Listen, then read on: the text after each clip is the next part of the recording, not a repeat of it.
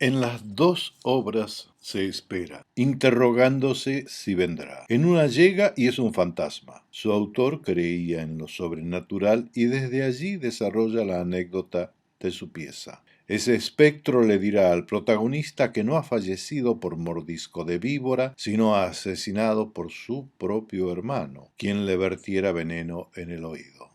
Tremendo hecho sirve para disimular la verdadera causa del insoportable sufrimiento de Hamlet al ver a su madre compartiendo lecho y lujuria con el que, ahora lo sabe, es el asesino de su padre. La idea de lo sobrenatural aquí disimula a Dios, al que parece aguardarse en el segundo caso, contemporáneo de Bergman, quien en esa década se interroga sobre Dios y después hablará de el silencio de Dios. En Beckett no hay tal, porque mientras aquel habla de una existencia callada, en el irlandés simplemente no existe.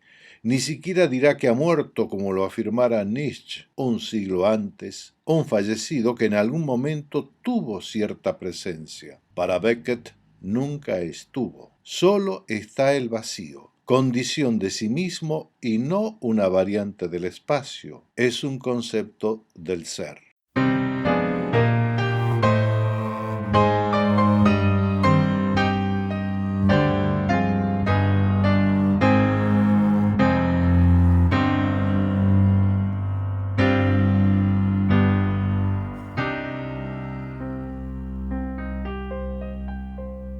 Desde lo escénico, Beckett es una asceta que se anticipa a la idea del arte minimalista. Tampoco pretende llenarlo al modo de ciertas órdenes arquitectónicas que desplegaban unas columnatas sin propósito estructural alguno, sino que cubrían con esos elementos verticales una abierta espacialidad que los angustiaba. Pretendían detener el espanto del horror vacui, horror al vacío. Aquí no hay horror ni siquiera angustia. El vacío es la esencia del ser y hasta produce placer, un placer incierto, que es la esencia del hombre contemporáneo, aquel que se inaugura después de la conflagración entre las potencias hegemónicas, donde la estupidez humana alcanzó en forma consecutiva uno de los puntos más altos del absurdo. Ese absurdo que comenzó a iluminar Ionesco, que sí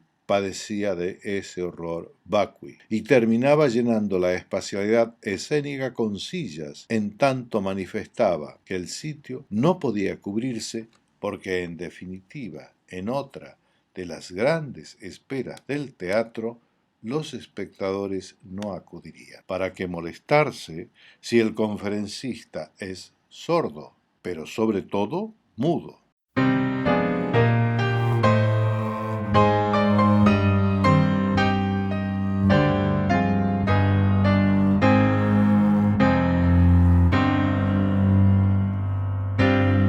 Algunas obras de la espera. Edward Albee, con quien le teme a Virginia Woolf. Mauricio Maeterlinck y El intruso. García Márquez, El coronel no tiene quien le escriba. Nicolás Gogol, El inspector. Acá nunca existe la pregunta que formula Estragón a Pozo. ¿Es usted Godot? Michel de Gelderot con su extraño jinete, quien fuera antecedente significativo de Ionesco y del propio Becker. ¿O acaso no espera doña Rosita con Federico García Lorca? La espera parece ser el motivo en el teatro del siglo XX.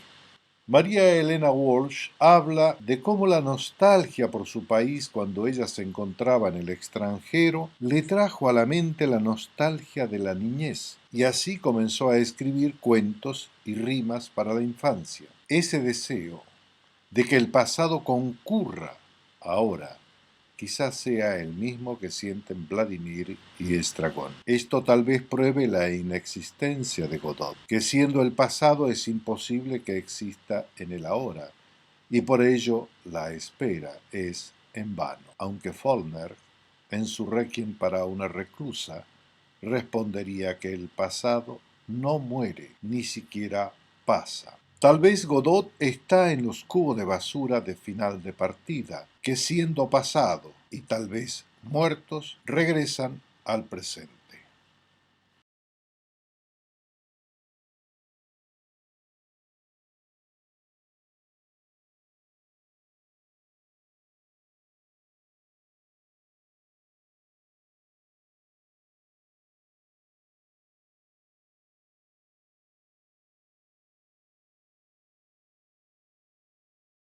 En un género cercano y contemporáneo al irlandés, un autor produce una obra paralela. También escribe en Francia, aunque su origen es argelino, y tal vez por ello encontramos otra analogía que los emparenta, el de la marginalidad. En tanto el primero lo es respecto al Imperio Británico y además legalmente extranjero, este lo es en relación a la centralidad gala. Escribe una obra marcada por la infructuosidad de la espera. Sentado en un balcón, contempla el discurrir en el día más inicuo de la semana, el domingo. En el extranjero de Albert Camus, el espectador, el lector, asiste a ese transcurrir, ponderación del vacío. Hay una fuerte comunicación de sentido en estas dos obras escritas en años cercanos, en una misma unidad geográfica. Sus autores provienen de